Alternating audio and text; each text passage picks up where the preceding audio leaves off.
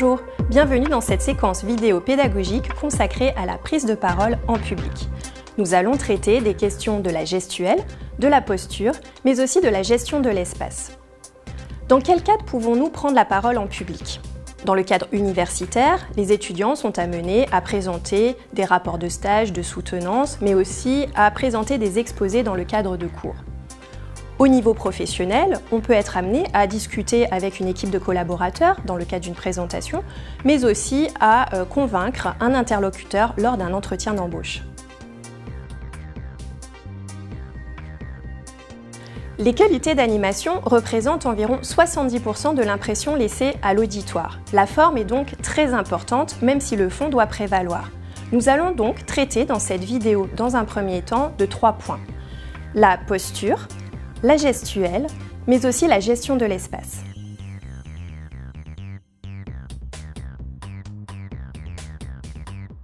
Adopter une posture simple vous permet d'être à l'aise lors d'une prise de parole.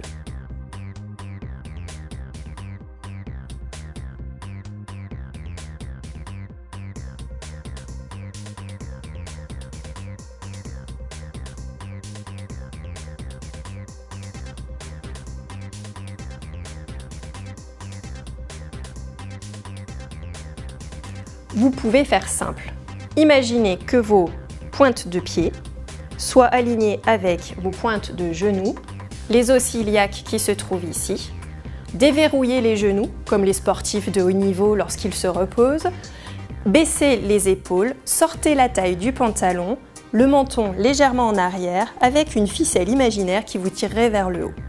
La première fois que vous allez adopter cette posture, vous n'aurez pas du tout l'impression d'être à l'aise, mais d'un point de vue extérieur, du point de vue de l'auditoire, vous êtes placé face aux personnes qui doivent vous écouter. La position du bassin est elle aussi importante puisque c'est la base, le fondement de votre posture. Évitez, si possible, d'être en rétroversion, ce qui oblige vos épaules à avancer vers l'avant ainsi que la tête et vous donne une posture affaissée. De la même façon, évitez l'antéversion qui vous donne l'impression de regarder vers le ciel si quelque chose ne va pas advenir.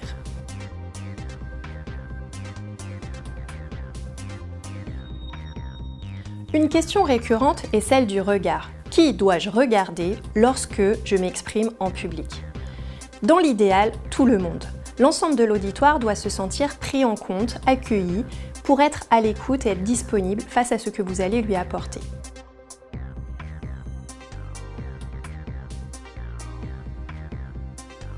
À éviter à tout prix le regard mitraillette.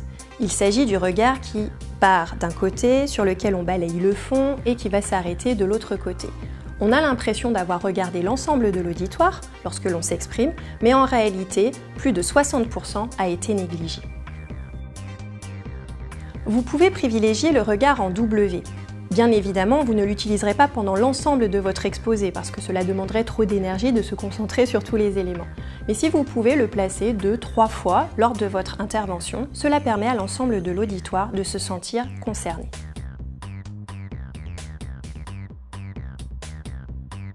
Dans un deuxième temps, nous allons aborder la question de la gestuelle. Qu'est-ce que la gestuelle ? Elle concerne les mouvements du visage, les expressions faciales, mais aussi les mouvements des mains, des avant-bras et de l'ensemble des bras, qui peuvent aussi reculer et avancer.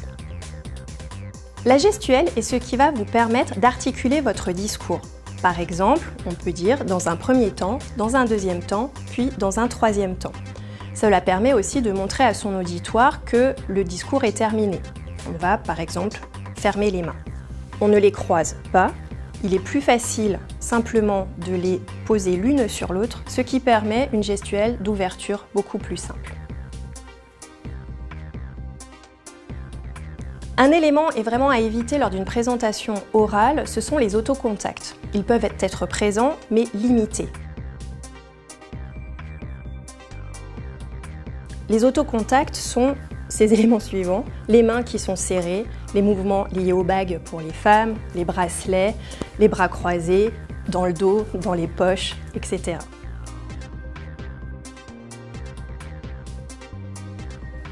Les mouvements du visage sont aussi importants.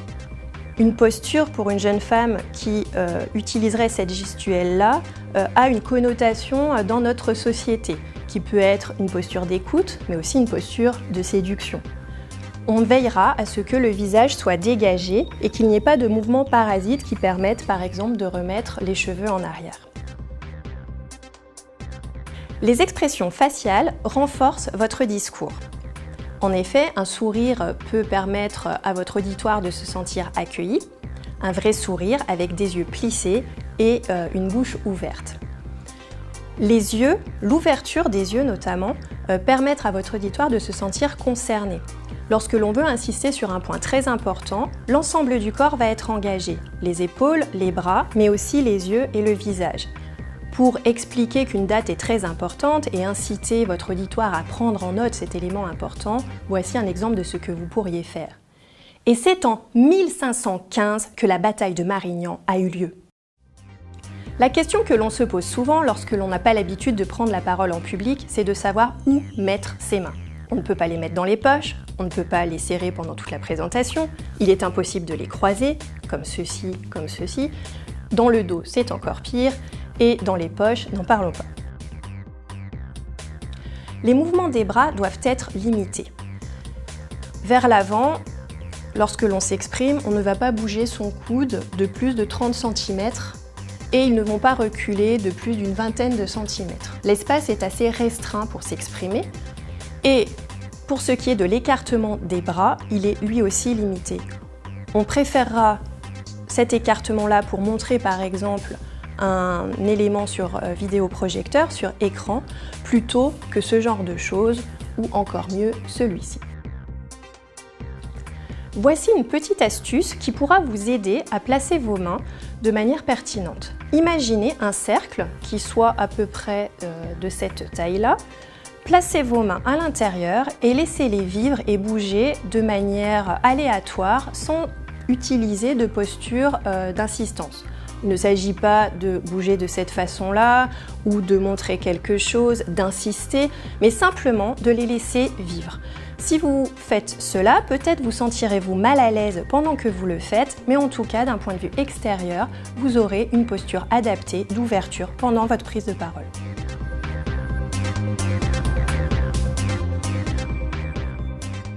Dans l'idéal, lorsque vous devez prendre la parole en public, il est intéressant de savoir dans quel espace vous allez vous trouver.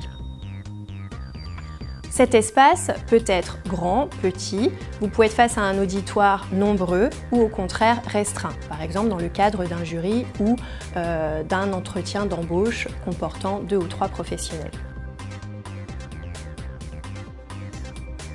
Lors d'une prise de parole individuelle, veillez, dans l'idéal, à vous trouver au moins à 1 mètre du mur qui serait derrière vous. Vous pouvez utiliser l'espace minimal suivant, dans l'idéal 2 mètres, pour pouvoir vous déplacer. Cela vous permet de faire 3 pas. Et au moins 1 mètre en profondeur, ce qui vous permet d'avancer et de reculer.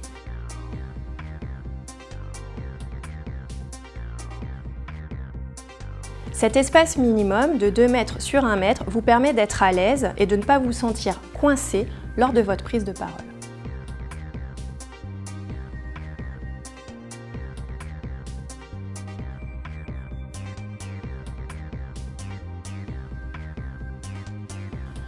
Lors d'une prise de parole collective, la question fondamentale est « Où est-ce que je me place ?» La seconde question qui vient assez rapidement, c'est « Que dois-je faire pendant que je ne parle pas et que mon camarade est en train d'exposer les éléments importants ?» Que faire lorsque l'on est en groupe et que l'on doit adopter une posture d'attente? Qu'est-ce qu'une posture d'attente? C'est la posture que vous allez adopter pendant qu'un de vos camarades est en train de s'exprimer.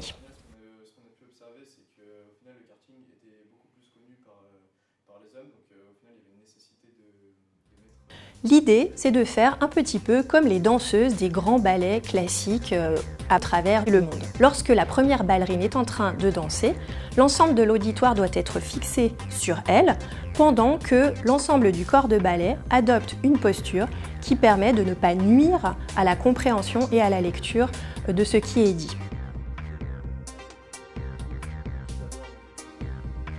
Lorsque vous êtes en attente, vous pouvez privilégier une posture d'autocontact légère, de ce type. Avoir vos deux appuis équilibrés. Vous pouvez pour autant, au bout d'un moment, légèrement décaler vers l'arrière votre appui sans déhancher. Regardez la personne qui s'exprime. Lorsqu'un élément particulièrement important apparaît, soit dans les propos de la personne, soit sur l'écran, vous tournez légèrement pour montrer qu'il faut appuyer cet élément et vous pouvez reprendre votre posture initiale.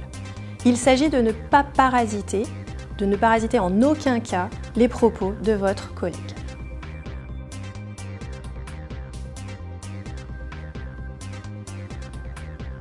Lors d'une prise de parole, il peut arriver que vous deviez vous asseoir.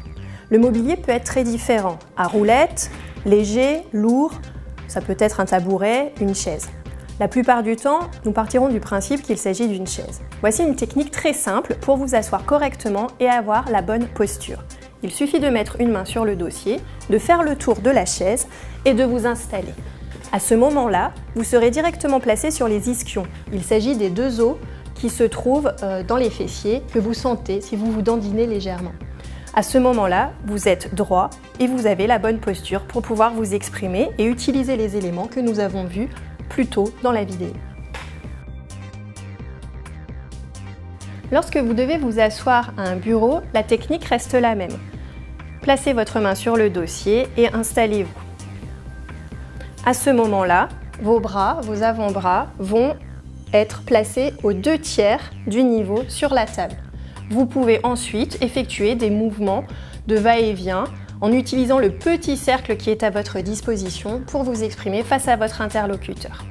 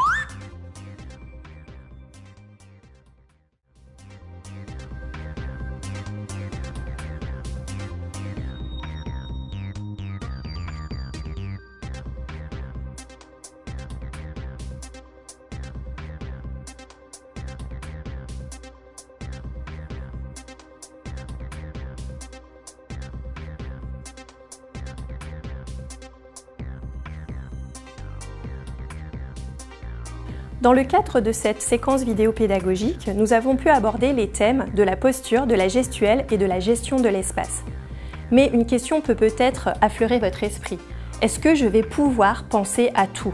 Penser à mes mains, à les faire bouger dans le cercle, à avoir une posture qui soit adaptée avec un alignement des pieds, des genoux et des crêtes iliaques, en même temps regarder l'ensemble de mon auditoire en pensant au W, sans oublier ce que j'ai à raconter, puis me déplacer dans l'espace pour pouvoir m'approcher de mon auditoire ou au contraire donner un petit peu plus de valeur au document que je suis en train de présenter. Oui, effectivement, tout ça peut paraître un petit peu compliqué, mais il suffit de s'entraîner. Ce qu'il ne faut pas oublier, c'est que vous êtes capable de le faire et que malgré tout, il faut se faire confiance. Parler en public, c'est une compétence qui s'acquiert, qui se développe et vous pouvez tous y arriver. Cette séquence vidéo pédagogique sur la prise de parole en public touche à sa fin. Nous vous remercions pour la qualité de votre écoute et j'en profite pour conclure, pour remercier l'ensemble de l'équipe pédagogique et technique sans qui rien n'aurait été possible, avec une mention spéciale pour tous les étudiants qui figurent dans cette vidéo.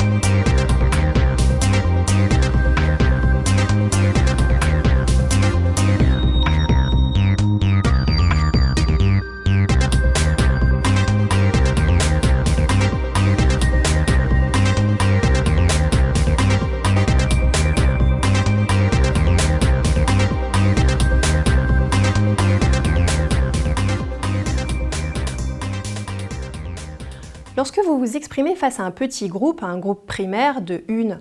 Enfin, débile, mais je suis débile, un groupe c'est 2 personnes.